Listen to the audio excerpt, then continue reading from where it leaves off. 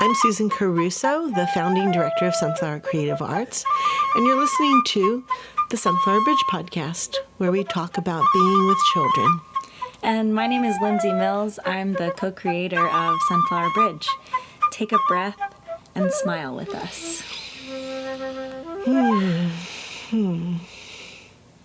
Today we're going to share a very well-loved strategy from the Sunflower Creative Arts world, and we call it the 80-20 principle, which you may have heard used in other contexts.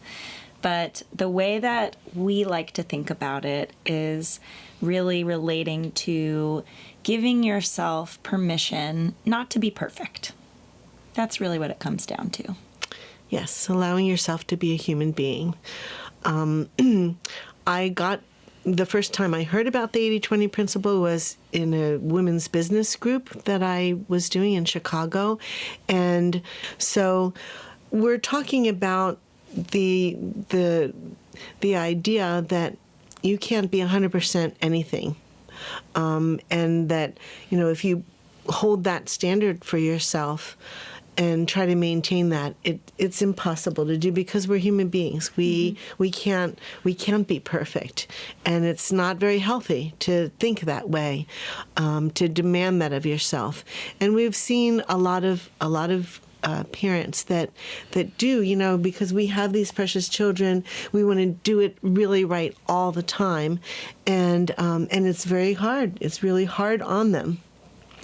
Yeah, and I would also add that in the last 3+ years that we have been running the Sunflower Bridge program with parents of this generation, we've really noticed that the level of social media and advice coming at parents from all directions really amplifies this effect of pressure to show up as perfect all of the time. And it's because the images of family and parenting that you see a lot of times on the internet are those curated moments, are those happy-go-lucky moments when it looks like everything is perfect. Right. But we didn't get to see the messy 10 minutes beforehand staging the photo. We didn't get to see when it fell apart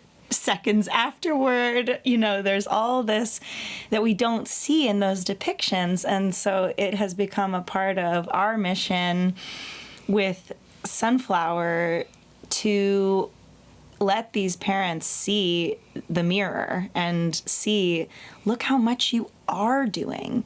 Look at that 80% of the time that you are really showing up for your kids. And how can we focus more on that than the 20% of the time when you haven't had enough sleep or you haven't had any protein or whatever it might be that day?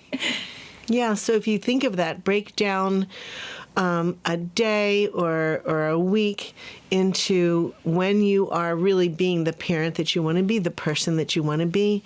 And that's 80% of the time for most of us. That 20% is where you make your mistakes, where you don't say what you wanted to say, where you might yell or just do any kind of thing that isn't optimal in your mind. And that's called being human. That's where we make our mistakes, in that 20%. That's where we learn the most. And not only are when we give ourselves permission to be human and look at that 20% as important to the 100%, we're modeling that for our kids too. We're modeling that acceptance that, you're not going to be perfect all the time. And that is such an important part of this conversation. I have seen so often a mother who yells once and then for weeks afterward will berate herself, feeling like, oh my gosh, I ruined them. I did that. I just messed it all up, and that's it. My one chance to be a good parent is gone. And we can say, I think, from the space of calm where we're talking right now, that's really a little bit inflammatory and unrealistic. And yet that is really where our minds go so quickly. We are conditioned to judge ourselves when we fall short of however unrealistic the expectations we set are. I think especially when you're a first-time parent, too. Absolutely. I know when... So important.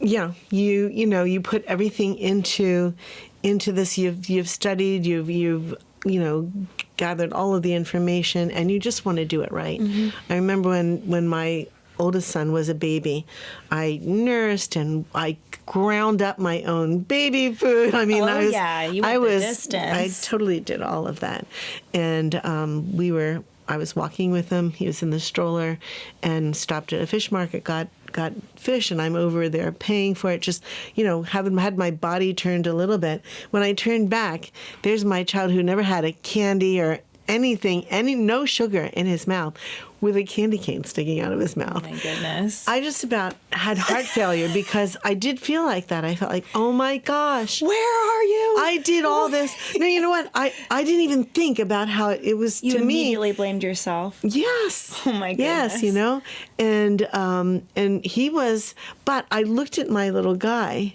and here he was having his first bit of sugar. It was peppermint, which can be, a little bit spicy. Uh-huh. And he was enjoying it, and he was like, just with his tongue and just everything.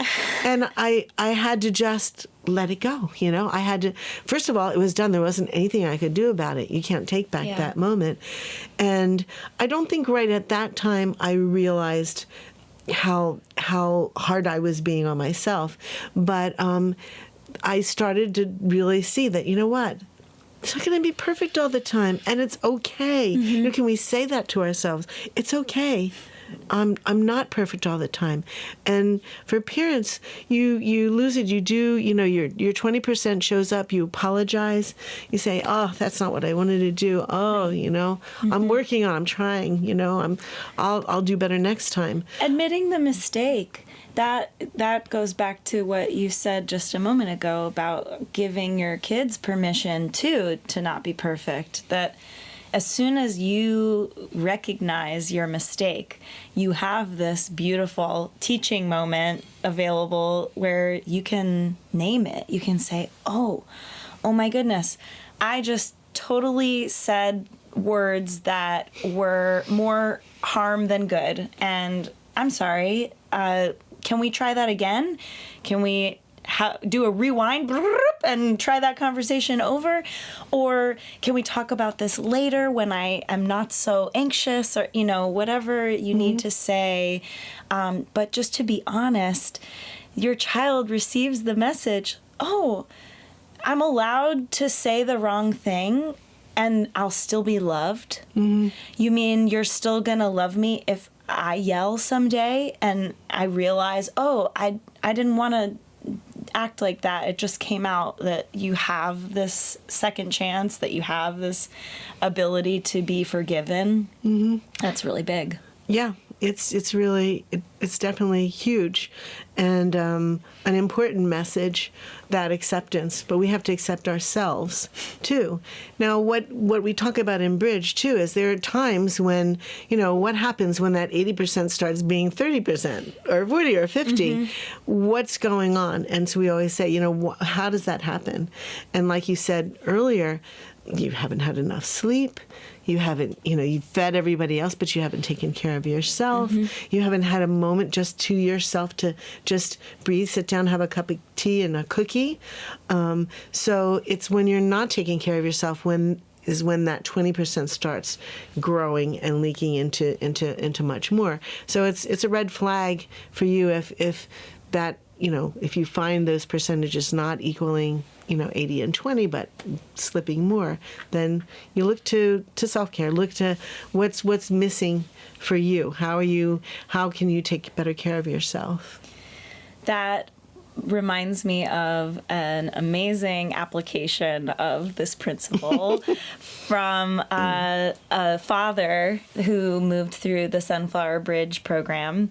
And what he discovered was, once he identified those moments when the 20% dad starts to show up.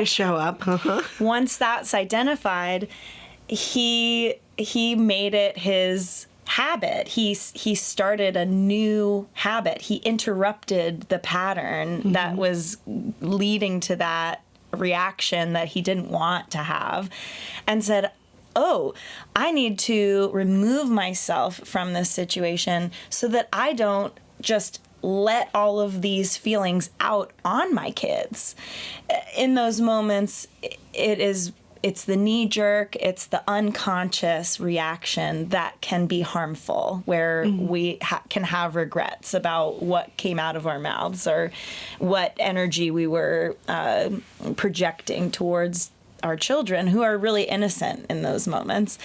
And so he would run out to the garage, say, be right back. I'm going to go to the garage for a few minutes, kids. And he would yell and primal scream and pick up the hammer and hammer the nails and just... He'd really let loose. Yeah.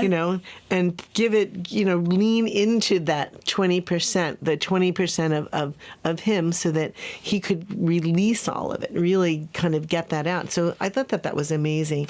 When he shared that with us, I thought, what an amazing, kind of turning it on its ear, to lean into to give yourself permission to really express that 20% in a safe place. And so I just always, I can picture him. And it was very satisfying. And he could even catch himself before he got in there. He just felt something bubbling up, and he'd say, oh, excuse me, I'm going to go to the garage for a little while. And we've seen, we have other stories of people who have really accepted themselves and found a way to get that release.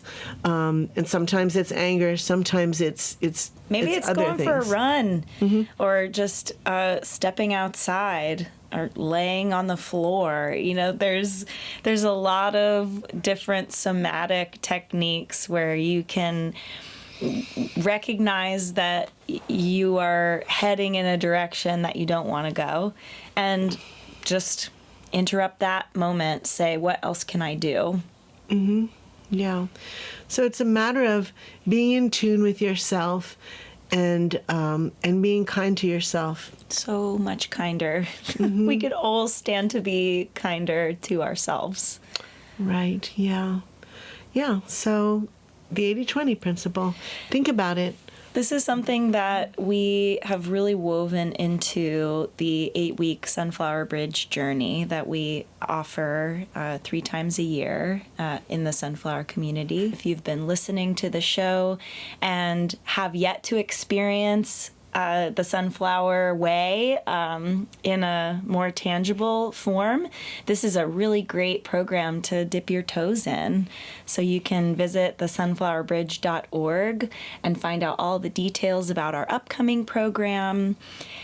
We have just seen the impact of a group of families gathering, either digitally or in person, but having this dedicated space to name moments like when you're in your 20%, when you're not being the parent that you really want to be, having a safe environment to say that out loud and have your peers reflect, yeah, that was me 2 days ago. Exactly. Yeah. Is so just the best medicine. Yeah. To have that community, to have that sharing, to really see that other people are right in the exact same spot that you are, and to feel safe enough to share that, to share those feelings within a really strong community of up to 6 families that are building that relationship. We create a really safe space and for that trust, and to spend time together and watching each other's children and just exploring all different kinds of ideas about raising children, about being with children. About being with children. We're so glad that you joined us today for another episode of the Sunflower Bridge podcast. We would love to hear from you. If you want to send us an email, you can write to us at lindsey@sunflowercreativearts.org, or of course visit thesunflowerbridge.org to find out all about our upcoming program. The Sunflower Bridge podcast is kindly sponsored by Schweitzer Musical Productions.